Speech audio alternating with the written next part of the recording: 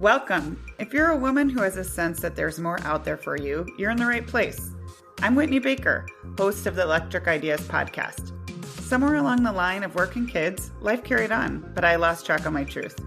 I'm on a reflective journey, and that's what this podcast is all about. Each week, I interview a woman who is lighting her own path and offering others hope.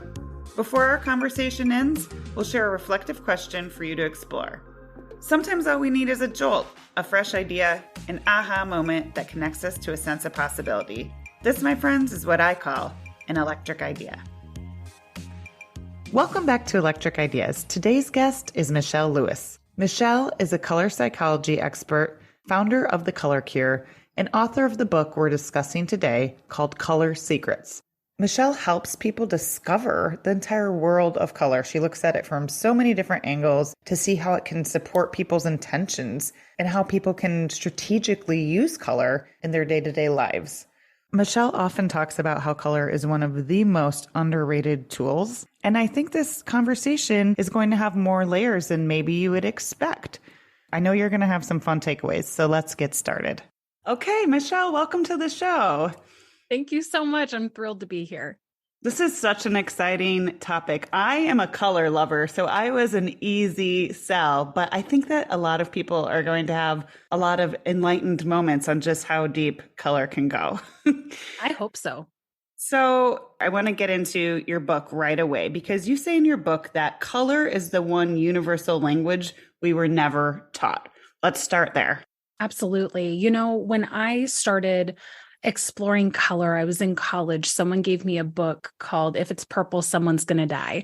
And it was all about using color in film and how people used it in production in order to create an emotional response from their audiences. And that's really where my journey began. And as I grew and started to use color in different aspects of my life and started studying the visible light spectrum, it became more and more clear that, hey, it's not just what it is a language. And that I really, really, really wanted to prove that. And that's what went into the research in my book. And at least 8 colors I was able to prove were absolutely crucial all across the world throughout history. And so that's why the book came to be. And I think it is one of the most powerful tools we have in our arsenal to communicate. So we don't have time to do as deep of a dive into every color, but I would like to start with you sharing kind of the 8 colors that have been scientifically documented to have a reaction. So maybe you can list those and then we can kind of tick through them individually and talk about each one a bit. So when I was looking for this, it kind of came because I was working in branding and visibility with my clients, and they were trying to figure out, what do I use in my branding? And they were really struggling because this was also when neutrals became so popular, and yet their sales weren't increasing when they would do these big rebrands. And so that's what kind of prompted me to study the browns, the blacks, the grays, the whites. And it became almost impossible for me to find scientific proof that it caused a huge reaction in the body or emotionally, aside from black, but worldwide, that really just symbolized death in most cultures. So that's what led me to figure out, okay, well, which colors do communicate? And of course, I started with the visible light spectrum. Having studied natural medicine for a bit of my life, I studied which plants absorbed which light spectrum frequencies and therefore had certain colors, especially when they are like, think about pouring like hot water over tea leaves. And sometimes it turns yellow and sometimes it turns red, that kind of a study. So I was able to definitely see that the primary colors in the visible light spectrum, which is red, orange, yellow, green, blue, and purple, were extremely communicative. But then my clients would not let pink go, harassing me and saying, I know it causes a reaction. You just have to prove it. So I thought, all right, I'm going to give it a shot. And that led me down the road of pink and magenta, which absolutely, after that in-depth study, I could prove that it definitely caused a huge reaction and was a communicative medium. So those are the 8 colors, the ones in the visible light spectrum, and then pink and magenta.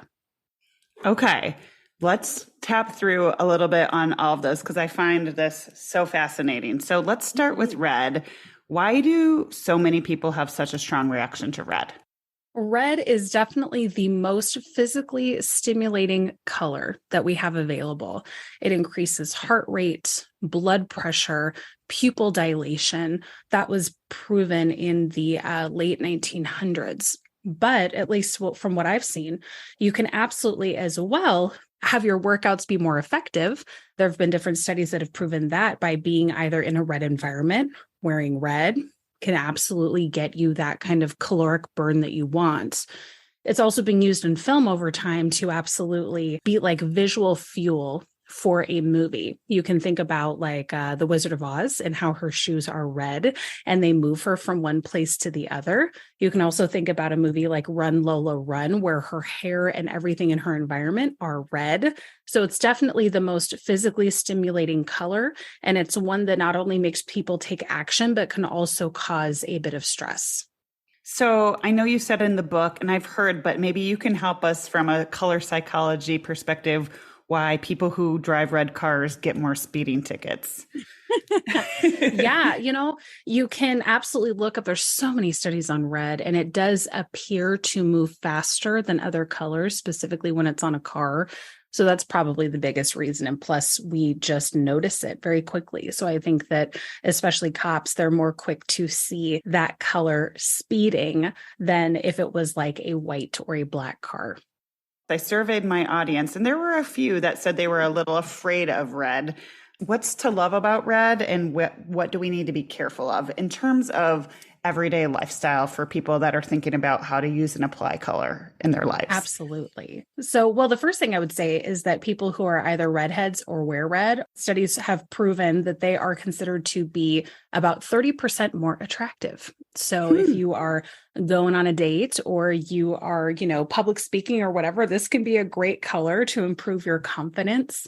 So I think that, every color has a good side and a bad side. All of us are going to have colors that we love, then we're going to have colors that we really can't stand. And that might just be personal taste. It might be trauma in our past. It might be, a movie that we've seen that absolutely terrified us, that we just have that association. So I think it's important to know that if we do have strong reactions, either good or bad, to certain colors, it's all based on our culture, our background, our history.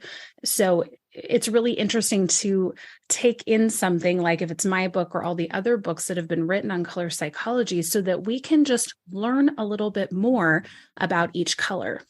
Us even learning a different name for a color increases the gray matter in our brain. So usually I really like people to start with reading my book because it already, by the time they're done, has changed the way that they think about color. And that's what's so powerful. So for people that are really fearful of red, it's probably just because they've, seen a lot of horror movies with a lot of blood or whatever it may be. But remember, that's maybe the bad side of red, but there's a good side.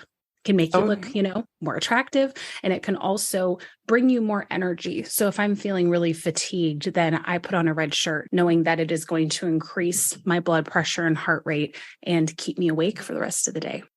Interesting. So maybe we want to avoid red pajamas. Yeah. Okay. All right. Well, move over red because orange is next. And I definitely want to talk about orange because this was the most avoided color, top of the list for my community. So I'm feeling sorry for orange. What's up with orange? I used to be one of those people. Orange was one of my least favorite colors, but I forced myself to study it. And I'm so glad that I did. What an incredible color. And it's actually the color most associated with family and balance. So I think, there's, the orange prison jumpsuit, and maybe that's why we don't like it, or we were terrified of clowns growing up, or whatever it may be.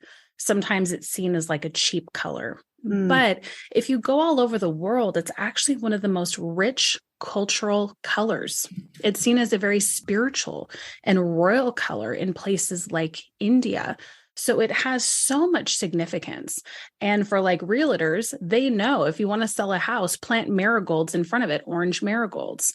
And a lot of people put like even orange scent inside of the home. This is a really incredible color that helps us in terms of sunrise, helps us wake up. Sunset helps us go to sleep. It's a really crucial color, and it's one that is proven scientifically to be incredibly powerful. So it's something that we can't ignore, even if we don't like it. My advice is to at least study it. You don't have to wear it. Put it in your environment, flowers or a vase or whatever. Just put it a little bit in your life, because it is going to create a physical reaction and hopefully make you feel more balanced. I would venture to say that people probably hate the color because it is such a symbolic thing of balance that if their life isn't in balance, they're going to feel pretty repulsed by it. That's just my 2 cents.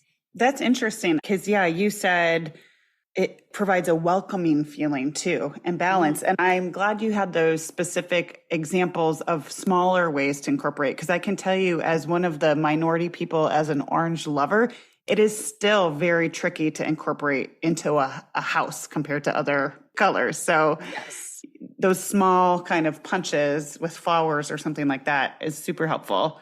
Okay. And there's so many different varieties of it too. It doesn't have to be a bright orange. It can be something that's much deeper and richer. So it's usually because we just have not been exposed to it that we feel a little repulsed by it. But I think that that's something that we can change. Find our shade. I like that. Mm-hmm. Okay. Next is yellow. And I actually found the history piece of yellow really fascinating, because one of the things your book brought to life for me was how the perception of colors has changed so much over time. So I thought maybe we could go there a little bit with yellow. How has yellow evolved in modern history? Well, of course, that is a complex topic and something I'm sure we can't get into too much depth in here, but I do have a really fun story. I spent the summer in Paris, and I was very fortunate to get to go to the Louvre. And what was fascinating about it is I got to see all of these paintings throughout the past 1,000 years. And there was this one corridor that was all about the crucifixion and the apostles and the disciples, and very Renaissance, and just a very interesting hallway. It was by the Mona Lisa. And so right next to the Mona Lisa is this painting of the crucifixion. And so I was looking at it, and they had this one robed figure. You couldn't really see the face, but it was wearing a cape that was entirely yellow. If you've read the book, then you know that yellow became a color that was very associated with being a traitor, specifically in the Spanish Inquisition. So the little placard said, oh, this is symbolizing death, and it's a woman that's coming to da-da-da-da-da-da. And I'm sitting there going, well, no, because at the time this was painted, this would be associated with betrayal. This is Judas. I don't understand why they don't get this, right? So fascinating to see a real life example and be able to maybe poke at the people studying the painting and saying, I don't think this is who you think it is. Yellow was so tied to betrayal and in some cases, even prostitution in history. So really interesting how negatively associated this color was. To flash forward now and see how tied it is to hope, optimism, forward thinking. So many studies that, of course, prove this to be true, and especially something that really awakens the nervous system. The eyes are definitely at their peak excitement when you're looking at yellow. I loved the personal detail that you shared, that you said, and tell me if I'm misremembering, but I think you said that when people are mourning, you tend to send them yellow flowers. Why? Mm-hmm. For me, I think grief is such a hard thing. And I think that, any type of flower, what a blessing to receive. But for me, I always want them to know, like, there's hope.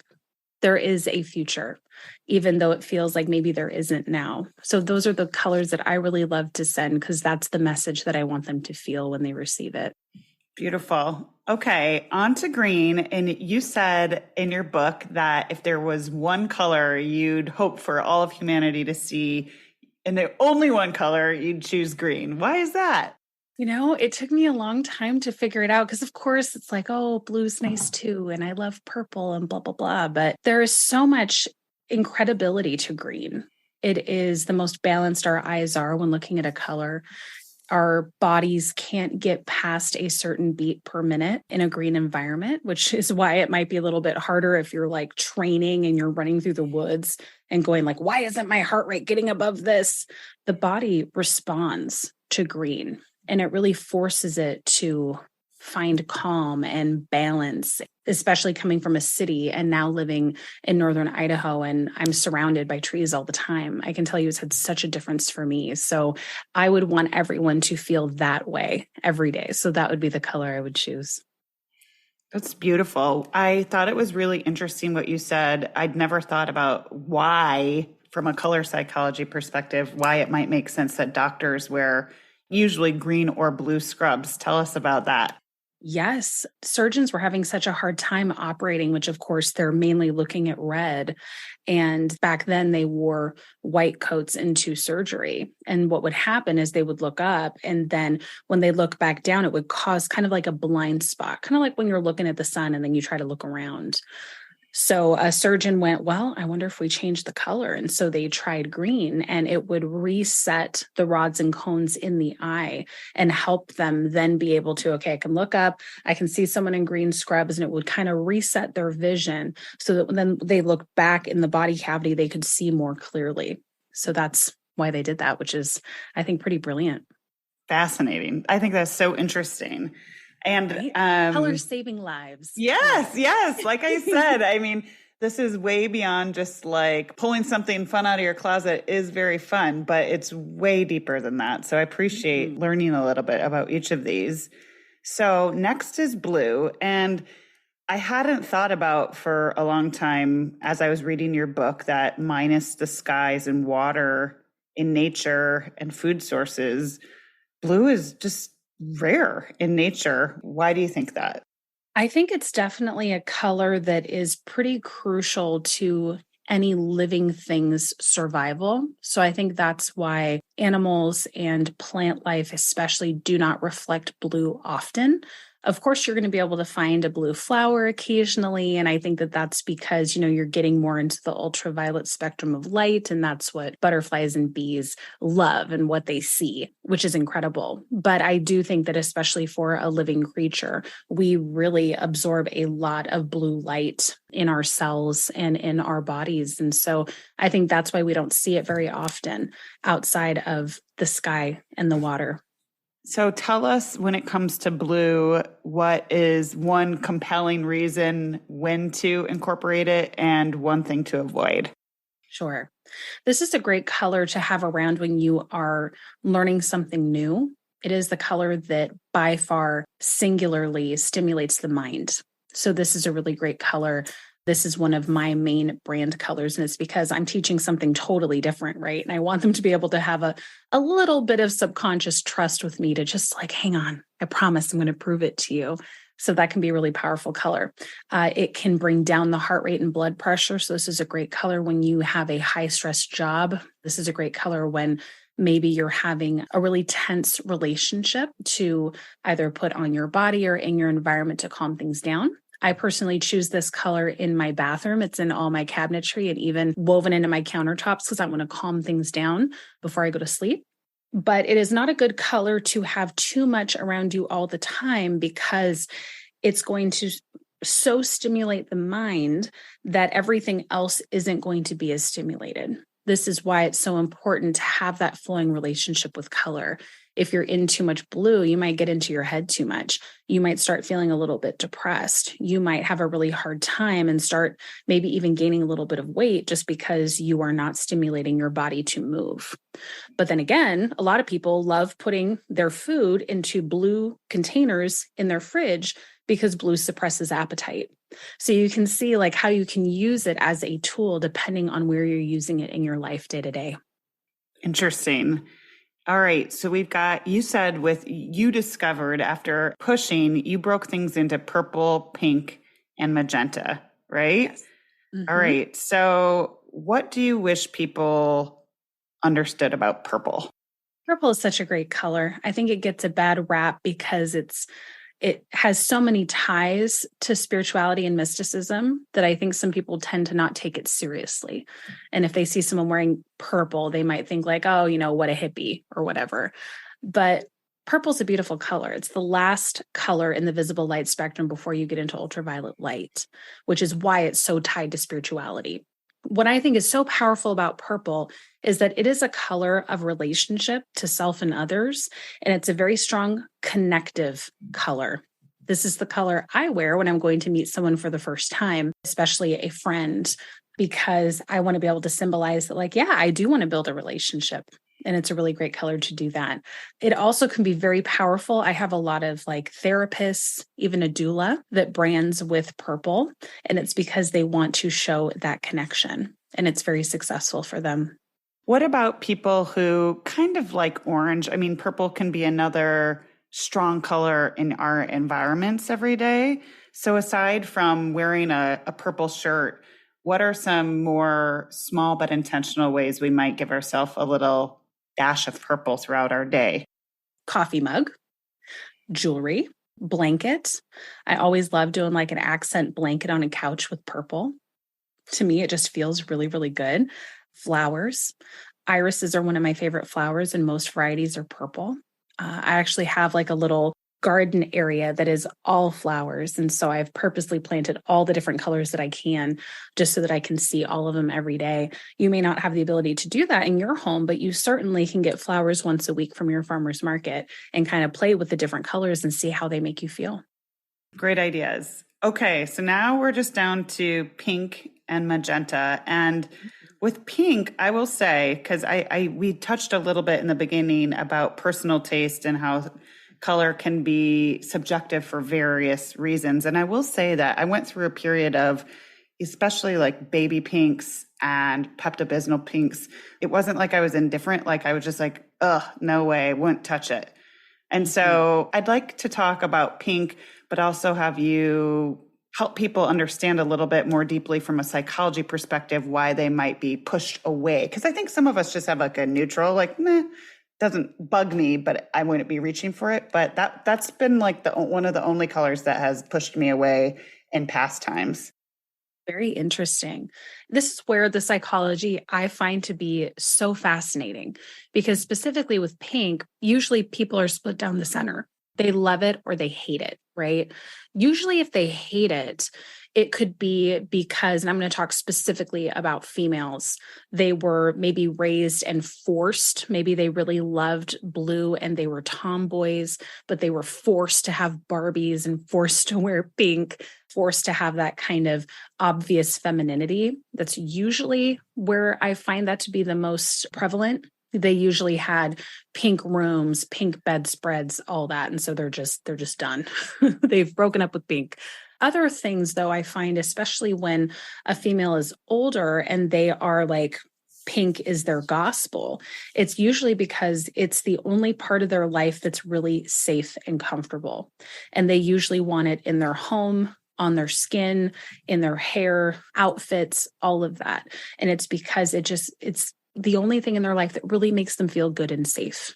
That's the beautiful thing that we can use pink for. One of the things I have the privilege to do is consult with parents who have autistic children. So it's been really fascinating for us to experiment with color and see, okay, I have the studies of how people are going to react to color, but that doesn't necessarily mean that's going to be a child's reaction. So we definitely create an arsenal depending on what the child's most attracted to that helps them self-soothe. And some days that's orange, like with what we talked about. Some days it's pink, some days it's gray, some days it's blue. So it's really interesting to be able to bring this in practically to see in a real life example, how are people reacting to a color? And pink is something that can absolutely cause that kind of positive reaction. But like you'll read in the book, when they painted an entire prison pink, because they'd seen, it calms people down when they're getting admitted in this pink cell. So we'll just paint the whole thing pink.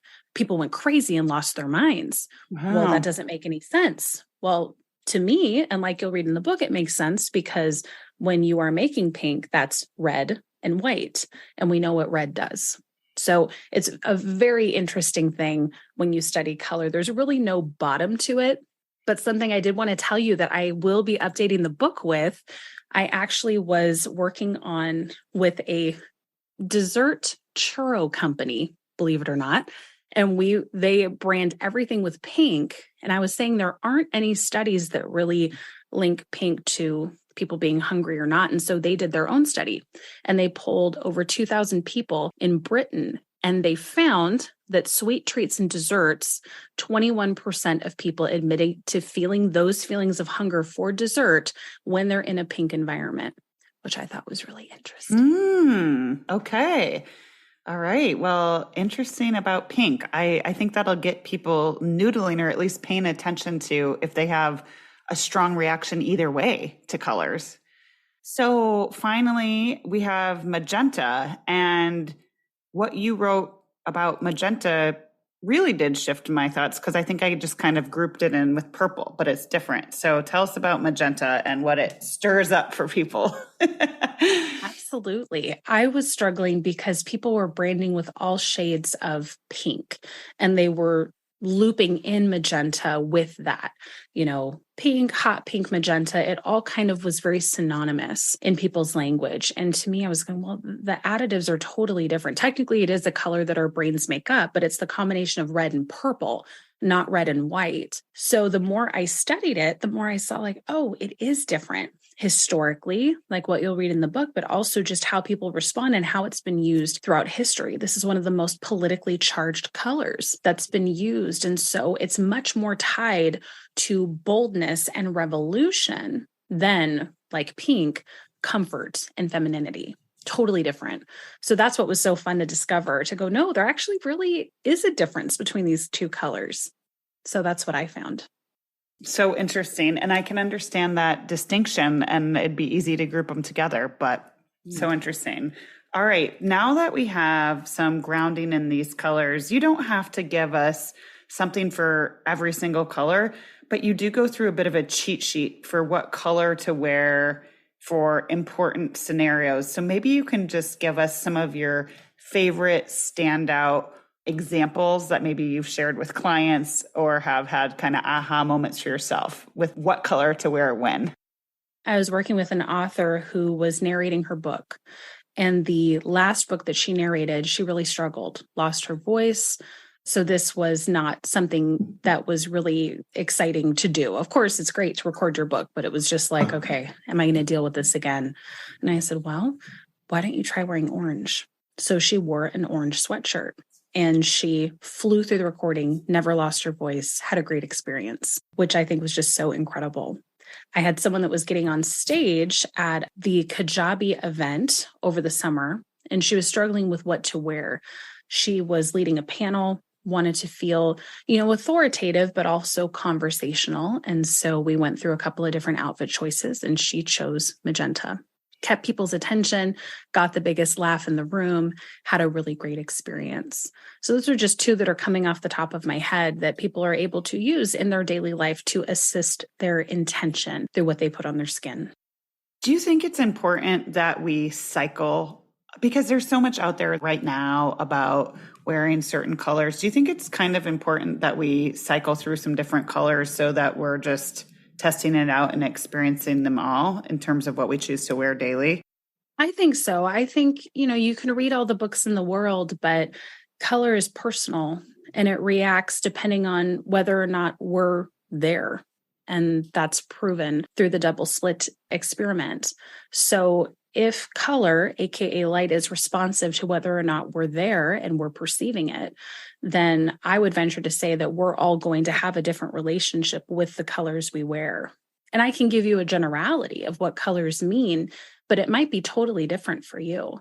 So I think it's important to at least try all the different colors. Then there might be some that you shouldn't wear. For example, my dad tends to have higher blood pressure. He is not allowed under any circumstances, unless on Christmas Day, to wear red, right? Because I don't want to raise his blood pressure. So I think that we absolutely can. And you'll find that you are drawn in the day. You'll start having this habit, just like when you get up and you put on your makeup or do your hair in certain styles, you'll get up and you will pull certain colors based on how you feel and what you need. I'm curious because you do also have a background in interior design. In terms of picking colors that support what we need, it's like sometimes the way you're explaining it is almost like, okay, I want to embody more of this. I'm going to wear my red and be confident. And then other times it almost feels like we need colors to balance us out. Is that true? Absolutely.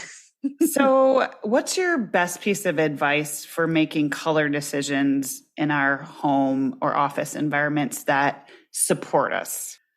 Yeah. What do you need? Do you love coming home and having friends over and having just a time where you can relax and socialize? Does that give you energy? Well, then maybe you're doing more of the oranges and the purples. Whereas if you really love to come home and have your alone time and calm everything down and feel much more at peace and kind of, settle in and snuggle in, well, maybe you need more blues and more greens to bring everything back to a calmer state. It can also change depending on where you are in your home. You might need certain colors in your office environment versus in your bedroom, in your living room, in your kitchen.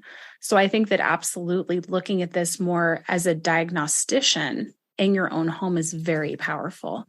And I think it's something that I love to do in my space. And I recommend more people at least try to see if it makes a difference. I think that's fascinating because obviously it would be natural to pick colors that you love. And I think you probably could start there, but there might be other colors that aren't your favorite color that you might want in your environment to kind of balance it out. So that was something that was really coming through to me in your book. Well, we are hitting up against time, but I know, as we said, there's lots of different books about color psychology out there, and you really honed in on something, a piece of it that you felt like wasn't part of the conversation. Is there one thing from your book that people were surprised about or talked about that you feel like you'd like my audience to know? I think people were most surprised, of course, with the different histories of the color. Most men, after they read the book, their favorite color becomes pink, which I think is hilarious. But I'd say predominantly people are shocked that color can be seen as its own medicine and is proven to have a reaction in the body. And I think, if you boil down any medication, it does boil down to one specific color, which is a whole nother conversation.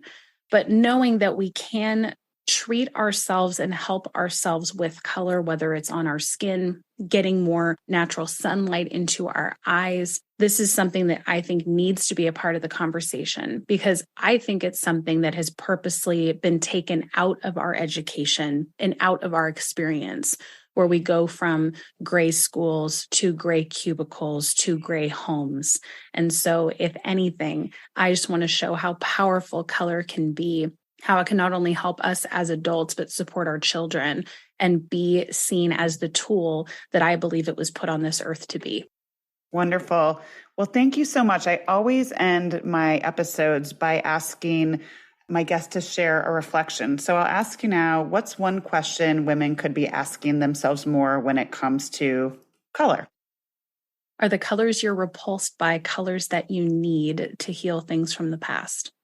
Wow, that's a good one. People will be thinking on that one. Thank you so much. This is so fascinating, and there's so much more. So we'll make sure to share your book. Where can people find you, Michelle, to learn more about the color cure and color psychology and all the cool stuff you're into? Absolutely. Thank you so much for the opportunity. You can find me at colorcured.com, and I'm also on most social media at The Color Cure. Awesome. Thank you so much for joining me today. Absolutely. It was a blast. Thanks for letting me talk about color. I'm so glad you joined me today. If you're looking for more, feel free to connect with me on Instagram at @WhitneyWoman. And if you enjoyed the show, I invite you to support me by leaving a review or sharing it with a friend. Hope you have an inspired day.